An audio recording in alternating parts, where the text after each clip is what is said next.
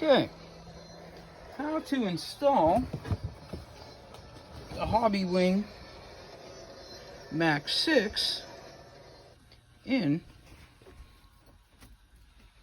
the Traxxas Maxx. Haven't seen no videos on YouTube or anything for it. So, what I did, picked this plastic up from my local hobby shop. Don't quote me on what it's called. I think it's sterling plastic, may believe, but it's easy to work with. So, when you guys do it, you can do it like I did, and it's a complete drop-in. All you got to do is cut a plate like this for the ESC, and then you just drill holes in. This one was a mock-up. I messed it up. So, how I did it, I just made this plate. I'm still running the stock motor, the stock 540 motor on it, and all I did was switch it out. This is just the extra roller I have that I'm building. So, I'll show you guys on this one how it works. This is the one I already replaced it in for 6S. Don't have enough batteries right now to do the 6S. They're coming in. But, as you can see, this was already put in. See, it's a little bit tight. Not too bad, though.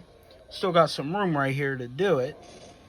Put a bigger can in here, which is what I plan on doing. So, I'll show you guys the plate in a moment here. After I get one side in,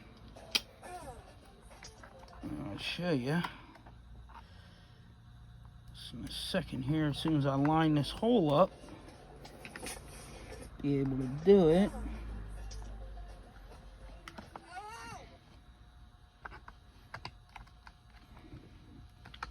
Alright, just bear with me for a moment.